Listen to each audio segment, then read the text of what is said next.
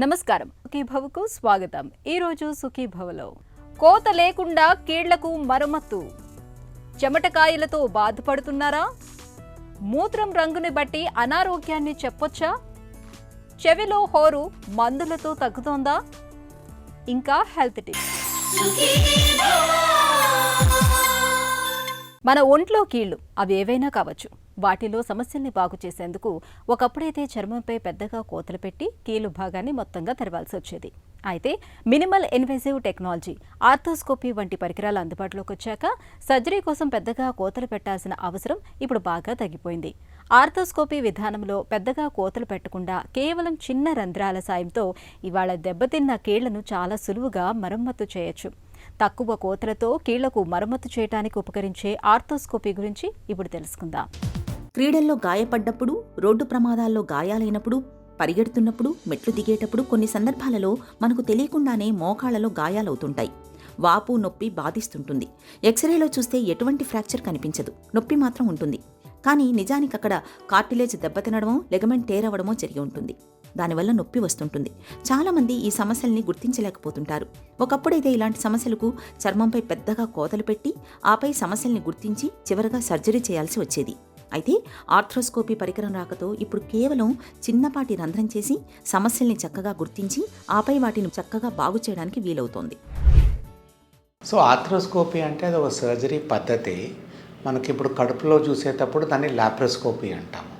So చిన్న బొక్కలు పెట్టి దాంట్లో కెమెరాలో చూసేది విత్ స్మాల్ ప్రోబ్స్, దాన్ని ఎండోస్కోపిక్ సర్జరీ అంటాము. కడుపులో పెడితే endoscopy. So knee joints, hip joints, ankle జాయింట్స్లో ఏదైనా మనం ప్రోబ్ లోపల పెట్టి దాన్ని టీవీ కెమెరాలో చూసి సర్జరీ చేసేదాన్ని ఆర్థ్రోస్కోపిక్ సర్జరీ అంటారు. సో ఎలాంటి సిచ్యువేషన్స్ వాడతాము. సో ఆర్థ్రోస్కోపీ మనం ఓన్లీ ఆర్థోపెడిక్స్లోనే వాడేది. అది నీ జాయింట్లో పెట్టవచ్చు, హిప్స్ జాయింట్స్లో పెట్టవచ్చు, షోల్డర్ జాయింట్స్లో పెట్టవచ్చు. రేర్ కేసెస్లో రిస్ట్ జాయింట్ అండ్ ఈవెన్ యాంకిల్స్లో కానీ చేస్తుంటారు. This is basically done by sports medicine specialist who specialise. Orthopaedics చేసిన తర్వాత స్పోర్ట్స్ మెడిసిన్ స్పెషలైజ్ చేసిన డాక్టర్స్ ఈ ఆర్థ్రోస్కోపిక్ సర్జరీస్ చేస్తుంటారు. ఇప్పుడు ఆర్థ్రోస్కోపీ సర్జరీ చేసేది చాలామందికి పెయిన్ తక్కువ ఉంటుంది. డే కేర్ సర్జరీ మీద చేస్తాం, కానీ ఇది ఎవరికి చేస్తాం ఇది. సో ఓపెన్ సర్జరీ చేసే వాళ్ళకి last 20 years back open ligament reconstructions, లోపల రబ్బర్ వాషర్లు తెగిన దాని రిపేర్స్, దాని రీకన్స్ట్రక్షన్స్ 30 years బ్యాక్ ఓపెన్ సర్జరీతో చేసేది. ఇప్పుడు లాస్ట్ 20 yearsలో అది ఆర్థ్రోస్కోపీ ద్వారా చేస్తున్నారు. సో ఆర్థ్రోస్కోపీ ద్వారా ఈ ligament reconstruction, ligament surgery, sports injuries వచ్చిన వాళ్ళకి ఈ సర్జరీస్ చేస్తే రికవరీ ఫాస్ట్ ఉంటుంది, పెయిన్ తక్కువ ఉంటుంది అండ్ స్వెల్లింగ్స్ తక్కువ ఉంటాయి. ఓపెన్ సర్జరీతో మనకు ఒక 2 months రికవర్ అయ్యేది, ఇది ఓన్లీ ఒక 1 week 10 daysలో రికవర్ కావచ్చు. సో అడ్వాంటేజెస్ మినిమల్ ఇన్వేసివ్, చిన్న హోలే ఉంటుంది, కొంతమంది దాన్ని కుట్లు కానీ వేయరు. సో దీంతో ఈజీగా రికవర్ చేస్తారు, ఫాస్టర్ రికవరీ ఉంటుంది అండ్ ఫంక్షనింగ్ బెటర్ ఆల్సో వస్తుంది for only sports medicine cases. మనకు మోకాలు అరుగుదల ఉన్నప్పుడు, వేరే ఫ్రాక్చర్ అయినప్పుడు ఇలాంటి ప్రొసీజర్స్ పనికిరావు. మనం only open surgery or replacement surgeries చేయాల్సి వస్తుంది. సో ఆర్థ్రోస్కోపిక్ సర్జరీస్ మనం చేసేది షోల్డర్ అండ్ నీ జాయింట్ అది maximally used. Hip joint, ankle joint, wrist చాలా తక్కువ. కానీ 95% ఆఫ్ ఆర్థ్రోస్కోపిక్ సర్జరీస్ చేసేది నీ అండ్ షోల్డర్స్ కోసం. నీలో ఎప్పుడైనా యాక్సిడెంట్, స్పోర్ట్స్ ఇంజరీస్ అయినప్పుడు ఏసీఎల్ లిగమెంట్ అని ఉంటుంది, యాంటీరియర్ క్రూషియేట్ లిగమెంట్, ఆర్ దాని పక్కన ఇంకోటి పోస్టీరియర్ క్రూషియేట్. సో ఇంజరీస్ ఉన్నా కానీ, ఆర్ లోపల రబ్బర్ వాషర్స్ ఉంటాయి, meniscus, medial and lateral meniscus, అదేమైనా తెగినా కానీ దాన్ని రిపేర్ చేసేది, దాన్ని రీకన్స్ట్రక్ట్ చేసేది, ఇవన్నీ ప్రొసీజర్స్ ఆర్థ్రోస్కోపీ ద్వారా చేస్తారు. And this is done by mainly sports medicine specialist. So ఈ సర్జరీస్ యూజువలీ యంగర్ ఏజ్ గ్రూప్లో ఉంటాయి, 15, 20, 25, 30, 40 వరకు. ఓల్డర్ ఏజ్ గ్రూప్లో యూజువలీ ఈ ప్రాబ్లమ్స్ అంత రావు.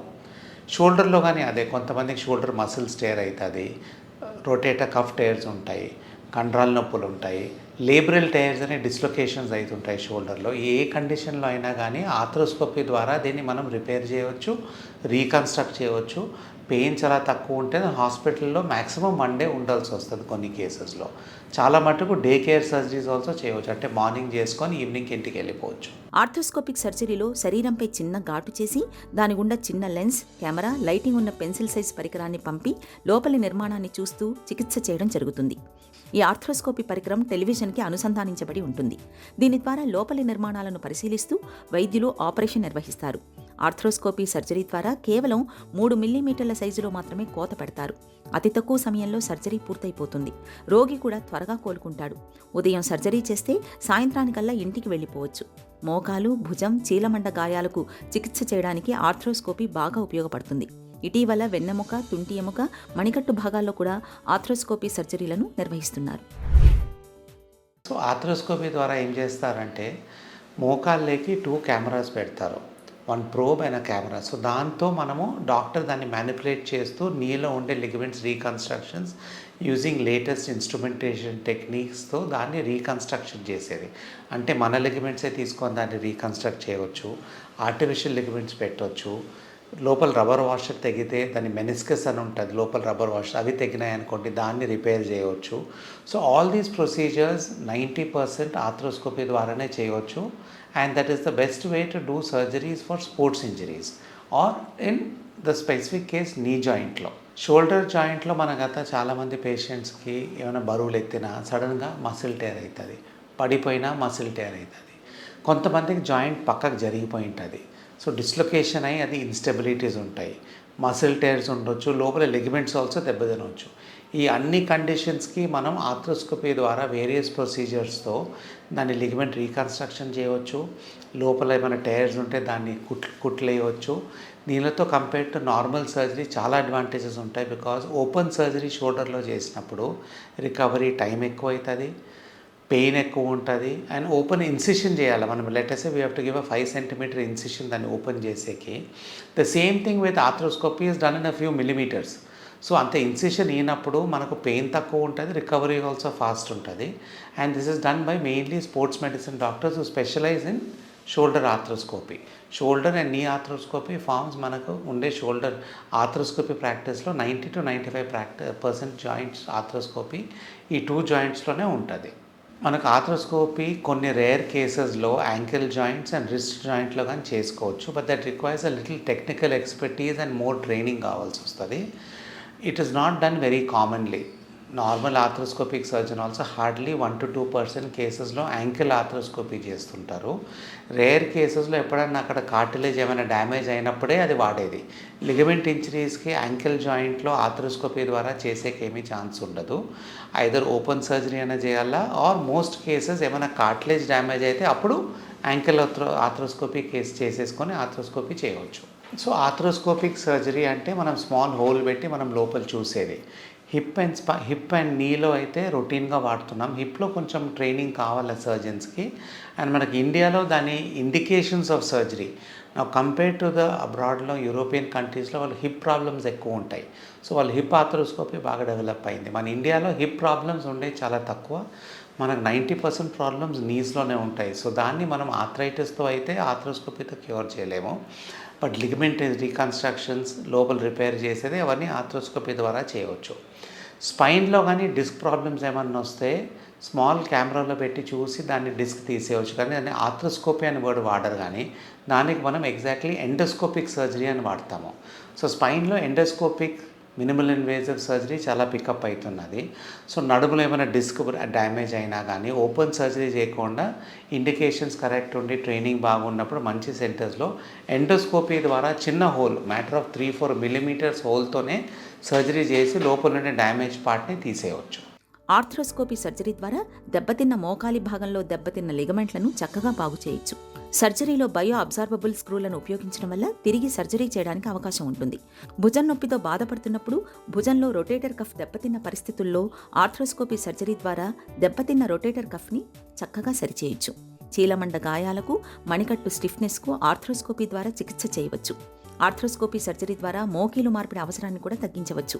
మోకీలులో దెబ్బతిన్న కార్టిలేజ్ను మరమ్మతు చేయడం ద్వారా మరికొన్నేళ్ల పాటు ఎటువంటి ఇబ్బందులు లేకుండా పనులు చేసుకోవచ్చు.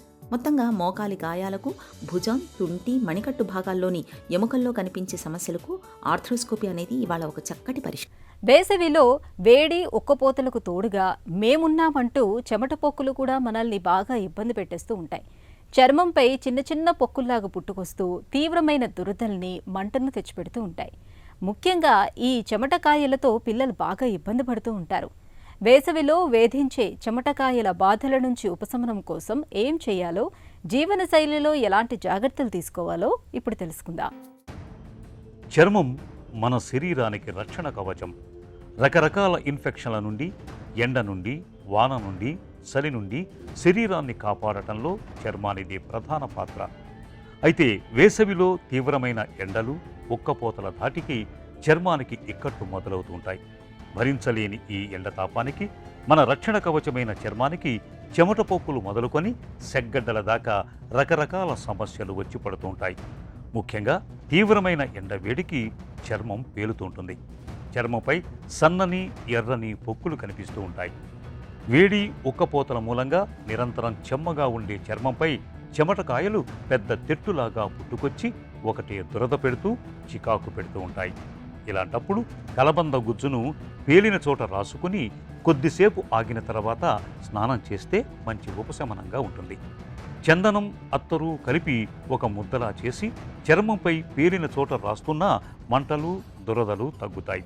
అదేవిధంగా పేలపిండి, నీటిని కలిపి చేసిన ముద్దను పేలిన చర్మంపై రాసుకొని అది ఎండిపోయిన తర్వాత స్నానం చేయాలి. చెమట ఎక్కువగా పట్టేవారు స్నానాంతరం కాస్త చందనాన్ని నీళ్లలో కలిపి పల్చగా చేసి ఒంటికి పట్టించటం మంచిది. తులసి ఆకులు, తమలపాకులు రెండింటినీ బాగా దంచి ఆ మిశ్రమాన్ని ఒళ్ళంతా రుద్దుకుని స్నానం చేస్తే చెమట పొక్కుల బాధలు ఇట్టే తగ్గిపోతాయి. ఇక చెమట పొక్కుల బెడదే తలెత్తకుండా ఉండేందుకు స్నానం చేసిన తర్వాత మంచి గంధాన్ని అరగదీసుకుని చేతులకి, వీపుకి, మెడ చుట్టూ, నడుం చుట్టూ రాసుకోవటం. చెమట ఎక్కువగా పట్టే ప్రదేశంలో బేబీ పౌడర్ లేదా టాల్కమ్ పౌడర్ చల్లుకోవటం. స్నానానికి ఉపయోగించే నీటిలో కొన్ని చుక్కలు రోజ్ వాటర్ కలుపుకోవటం వల్ల మంచి ఫలితం ఉంటుంది. ఈ జాగ్రత్తలు వేసవిలో మన చర్మానికి చెమట పొక్కుల బాధల్ని చాలా వరకు తగ్గిస్తాయి. మూత్రం వ్యర్థ పదార్థమే కావచ్చు, కానీ అది మన ఒంట్లో ఆరోగ్యానికి, అనారోగ్యానికి ఒక సూచికగా భావించాలని చెబుతారు నిపుణులు. మూత్రంలో కనిపించే రంగుల్లో తేడాలు, మార్పుల ఆధారంగా చాలా రకాల జబ్బుల ఆనుపానుల్ని కనిపెట్టే వీలు ఉంటుంది. మూత్రం రంగు, మూత్రంలో ప్రోటీన్ పోవటం, చీము కణాలు, ఇలా మూత్రంలో కనిపించే ప్రతి మార్పు వెనుక ఏదో ఒక కారణం ఉంటుంది. అందుకే మన అనారోగ్యాన్ని అంచనా వేసేందుకు డాక్టర్లు రక్త పరీక్షతో పాటు మూత్ర పరీక్షకు కూడా ప్రాధాన్యం ఇస్తూ ఉంటారు. అనారోగ్యాన్ని పట్టించే మూత్రం రంగులో తేడాల గురించి ఇప్పుడు తెలుసుకుందాం. కళ్లను, గోళ్లను చూసి అనారోగ్యాన్ని అంచనా వేసినట్లుగానే మూత్రం రంగును బట్టి కూడా అనారోగ్యాన్ని అంచనా వేయొచ్చని చెబుతారు డాక్టర్లు. నిజానికి అనారోగ్యం బారిన పడ్డప్పుడు మన శరీరంలో చాలా మార్పులు కనిపిస్తూ ఉంటాయి. మూత్రం రంగులో మార్పులు కూడా అలాంటి సంకేతాలే. మూత్రం రంగును బట్టి డాక్టర్లు చాలా వరకు జబ్బుని, అనారోగ్యాన్ని అంచనా వేయగలుగుతారు. మూత్రం పచ్చగా వస్తుంటే వేడి చేసిందని, కామెర్లు సోకాయని అనుకుంటాం. వేడి చేయటం ఎలా ఉన్నా మూత్రంలో పసుపు రంగు అనేది కామెర్లు సోకిన విషయాన్ని ఇట్టే పట్టిస్తుంది. అయితే బి కాంప్లెక్స్ విటమిన్లను తీసుకున్నప్పుడు మూత్రం పసుపు రంగులో రావటం చాలా సాధారణమైన విషయం. దాని గురించి అంతగా పట్టించుకోనవసరం లేదు. మూత్రం రంగు పాలలాంటి నురుగుతో కూడా వస్తుంటే మూత్ర వ్యవస్థలో ఎక్కడో ఏదో ఇన్ఫెక్షన్ సోకిందని అర్థం చేసుకోవాలి. మూత్రం ముదురు గోధుమ రంగు అంటే డార్క్ బ్రౌన్ కలర్లో వస్తున్నప్పుడు దాన్ని కాలేయ జబ్బులకు సంకేతంగా భావించాలి. కిడ్నీలు దెబ్బతిన్నప్పుడు, కిడ్నీల్లో క్యాన్సర్ ఆనవాళ్లు ఉన్నప్పుడు మూత్రం ఎరుపు రంగులో వస్తూ ఉంటుంది. అలాగే తరచూ మూత్రంలో రక్తం కూడా పడుతూ ఉంటుంది. అయితే బీట్రూట్, స్ట్రాబెర్రీ వంటి గాఢమైన ఎరుపు రంగు పండ్లను తిన్నప్పుడు మూత్రం కూడా ఎరుపు రంగులో కనిపించవచ్చు. ఇలాంటప్పుడు కంగారు పడాల్సిన అవసరం లేదు. సాధారణంగా తెల్లగా లేదా లేత పసుపు రంగులో కనిపించాల్సిన మూత్రం రంగు మారి వస్తున్నప్పుడు ఆలస్యం చేయకుండా మూత్ర పరీక్షను చేయించుకుంటే చాలా రకాల జబ్బుల్ని తొలి దశలోనే పసిగట్టి చక్కగా నివారించుకోవచ్చు. చెవిలో జోరీగలాగా అస్తమానం ఏదో ఒక శబ్దం వినిపిస్తూ ఉంటే ఆ బాధను, వేదనను మాటల్లో చెప్పలేం. అనుభవించే వారికే ఆ నరకం తెలుస్తుంది. మనలో కొంతమందికి చెవి లోపల గంట కొడుతున్నట్లుగా, దూరంగా రైలు వెళ్తున్నట్లుగా, ఎక్కడో బోరుబావి తవ్వుతున్నట్లుగా రకరకాల శబ్దాలు అస్తమానం వినిపిస్తూ ఉంటాయి. ప్రశాంతంగా ఉన్నప్పుడు, చివరికి రాత్రి పడుకున్నప్పుడు సైతం చెవుల్లో శబ్దాలు వినిపిస్తూనే ఉంటాయి. ఈ రకమైన సమస్యను డాక్టర్లు టిన్నిటస్గా పిలుస్తారు. నిత్య జీవితాన్ని దుర్భరంగా మార్చే చెవిలో మోతకు కారణాలు, పరిష్కార మార్గాల గురించి డాక్టర్ని అడిగి ఇప్పుడు తెలుసుకుందాం. చెవిలో మోతలు, శబ్దాలు రావటానికి కారణాలేంటి? చెవిలో మోత అంటే బయటే శబ్దం లేకుండా కూడా మన చెవిలో సౌండ్లు వినపడటం, రింగింగ్ సౌండ్లు కానీ లేకపోతే సముద్రపు హోర్లాగా కానీ అలా వినపడతా ఉంటుంది. దీనికి కారణాలు ఏంటంటే ఎక్కువ శాతం వినికిడి లోపం వల్లే ఇలాంటివి వస్తుంటాయి. వినికిడి లోపం అంటే ఎక్కువ రోజులు శబ్దాలకి ఎక్స్పోజ్ అవటం వల్ల, అంటే మిషనరీస్లో పనిచేసేవాళ్ళు, వర్కర్సు, లేకపోతే అలా ఎక్కువ శబ్దం వల్ల ఉండే దగ్గర పనిచేసేవాళ్ళు, మ్యూజిషియన్స్, డీజేస్, వాళ్ళకి ఎక్కువ వచ్చే అవకాశాలు ఉంటాయి. Sudden exposure to loud sounds like military persons అనే బాంబు సౌండ్లు కానీ లేకపోతే క్రాకర్ సౌండ్స్ దీపావళి అప్పుడు అలాంటి సడన్గా చెవి పక్కన పెద్ద శబ్దం వచ్చినా కానీ ఇలాంటివి రావచ్చు. వినికిడి లోపం తర్వాత రెండో కారణం చెవిలో ఏమైనా బాగా వ్యాక్స్ టైట్గా పట్టేసి వినపడటం సరిగ్గా తగ్గినా కానీ రావచ్చు. రెండోది సబ్జెక్టు ఆబ్జెక్టివ్ అని ఉంది. సబ్జెక్టు అంటే పేషెంట్ వరకే వినపడుతుంది అలా చెవిలో మోత, కానీ బయట వేరే వాళ్ళకి వినపడదు. ఆబ్జెక్టివ్ టైప్ ఆఫ్ టినిటస్ అంటే విత్ స్టెథోస్కోప్తో వింటే వేరే వాళ్ళకి కూడా, డాక్టర్స్కి కూడా మనం వినగలుగుతాం ఆ సౌండ్. ఎక్కువ మందిలో సబ్జెక్టివ్ టినిటస్ వచ్చింది. సబ్జెక్టివ్ టినిటస్లో మోస్ట్ కామన్ కాదు వినికిడి లోపం. ఆబ్జెక్టివ్ టినిటస్ వచ్చేసరికి రక్తనాళాల్లో ఇబ్బంది, అంటే గుండె నుంచి మెదడుకి వెళ్ళే రక్తనాళాల్లో ప్రాబ్లం వల్ల కానీ, లేకపోతే వినికిడి నర్వ్ సిస్టంలో ప్రాబ్లం, ట్యూమర్స్ కానీ అలాంటివి ఉన్నప్పుడు రక్తనాళాల్లో రక్త ప్రవాహంలో తేడా వచ్చే ఆ సౌండ్లు అతని చెవిలో వినపడుతూ ఉంటాయి అన్నమాట. అది. రెండోది లోపల వినికిడి నర్వ్ సిస్టమ్, ఆడిటరీ నర్వ్కి వచ్చే ట్యూమర్స్ వల్ల కూడా చెవిలో శబ్దాలు రావచ్చు. ఇది అడల్ట్ ఏజ్లో అంటే యవ్వన వయసులో ఎక్కువ ఈ ప్రాబ్లం వస్తుంది. 10 to 15% మెంబర్స్లో. వాళ్ళు చాలామంది దానికి అలవాటైపోయి దాన్ని పెద్ద ప్రాబ్లంగా ఫీల్ అవ్వరు. ఓన్లీ 1 to 2% వాళ్ళు మాత్రమే దానికి ఇబ్బంది అంటే ఏమైందంటే వాళ్ళకి నిద్ర సరిగ్గా పట్టకపోవటం, రెగ్యులర్ డైలీ యాక్టివిటీస్లో డిస్టర్బెన్స్ రావటం, సోషల్గా అండ్ ప్రాబ్లమ్స్. చెవిలో హోరుమనే శబ్దాల్ని ఎప్పుడు పట్టించుకోవాలి? శబ్దాలు వినపడటం అనేది మన లైఫ్ రొటీన్ వర్క్ డిస్టర్బెన్స్ ఉంటే తప్పితే దాన్ని ఎక్కువగా పట్టించుకోవసరం లేదు. ఇందా చెప్పినట్టు 10 to 15% మందిలో ఈ వినపడినా కానీ ఓన్లీ 1 to 2% పీపుల్లో మాత్రమే దాని ప్రాబ్లమ్స్ అంటే సైకలాజికల్ డిస్టర్బెన్సెస్, వర్క్ మీద కాన్సన్ట్రేట్ చేయలేకపోతారు, నైట్ స్లీప్ నిద్ర సరిగ్గా పట్టకపోవటం, దానివల్ల డే టైం యాక్టివిటీస్ అప్పుడు నిద్ర మొత్తుగా ఉండటం, అలాంటప్పుడే దాని గురించి వైద్యుని సంప్రదించి దానికి తగిన ట్రీట్మెంట్ తీసుకోవాల్సి రావచ్చు. టినిటస్ని ఎలా నిర్ధారిస్తారు? దానికి సంబంధించి ఇన్వెస్టిగేషన్స్ మనం ఎలా డయాగ్నోస్ చేస్తామంటే మెయిన్ టెస్ట్లు కరెక్ట్గా పేషెంట్ చెప్పే కంప్లైంట్స్ని బట్టే నిర్ధారణకు రావచ్చు. దానికి తోడు వినికిడి పరీక్షలు, ఆడియోగ్రామ్ అంటారు వినికిడి పరీక్ష ద్వారా కానీ, లేకపోతే సిటీ స్కాన్లు, ఎంఆర్ఐలు, అంటే ఏదన్నా నరాల ట్యూమర్స్ అలాంటివి ఉంటే, క్యాన్సర్లు వాటి వల్ల వచ్చేదైతే. రెండోది ఇందాక చెప్పినట్టు రక్తనాళాల్లో ప్రాబ్లం వల్ల వచ్చే వాటి కోసం ఎంఆర్ఐ, యాంజియోగ్రామ్ అని, కలర్ డాప్లర్, సర్వైకల్లో వ్యాధుల కలర్ డాప్లర్ అని ఆ టెస్టుల ద్వారా నిర్ధారించుకోవచ్చు. మందులతో చెవిలో హోరుమనే శబ్దాలని తగ్గించుకోవచ్చా? మోస్ట్లీ ఇది psychological counselling, cognitive behavioural therapy అని సైకలాజికల్గా కౌన్సిలింగ్తో, తర్వాత హీరింగ్ సంబంధించి హీరింగ్ ఎయిడ్స్ వాడటం కానీ, టినిటస్ మాస్కర్స్ అని ఉంటాయి మిషన్స్, ఆ మిషన్స్ వాడి కానీ తగ్గించుకోవచ్చు. నెక్స్ట్ మెడిసిన్స్కి వచ్చేసరికి డిప్రెషన్ వల్ల వాటి వల్ల వస్తుంది కాబట్టి యాంటీ డిప్రెసెంట్ మెడిసిన్స్ అవి వాడి తగ్గించుకోవచ్చు. టినిటస్ సర్జరీ ఎలా ఉంటుంది? దీనికంటూ సర్జరీస్ ఏమి ఉండవు. దానికి అండర్లయింగ్ కాజ్ ఏదైనా ట్యూమర్స్ అలాంటివి ఉంటే వాటి కోసం చేయించుకోవటమే కానీ దీనికంటూ సపరేట్గా ఏమి ఉండవు. నిత్య జీవితాన్ని దుర్భరంగా మార్చే చెవుల్లో శబ్దాలకు కారణాలను సరిగ్గా గుర్తించగలిగితే చాలు. టినిటస్ సమస్యను మనం చాలా వరకు నయం చేసుకోవచ్చు. మందులు, సర్జరీలతో కూడా ఫలితం లేనప్పుడు మాత్రం శబ్దాలను అధిగమించేందుకు టినిటస్ మాస్కర్స్ వంటి పరికరాల సాయం అవసరమవుతుంది. ఇక ఈరోజు కార్యక్రమాన్ని ముగించే ముందు ఒక చిన్న చిట్కా మీకోసం. ఎండాకాలంలో పండ్ల రసాలు, మజ్జిగ, లస్సీ వంటి పానీయాల్లోకి 1 స్పూన్ నానబెట్టిన సబ్జా గింజల్ని కూడా కలుపుకొని తాగండి. సబ్జా గింజలు వేసవి తాపాన్ని తగ్గించడంలో బాగా తోడ్పడతాయి, శరీరానికి చలవదనాన్ని అందిస్తాయి.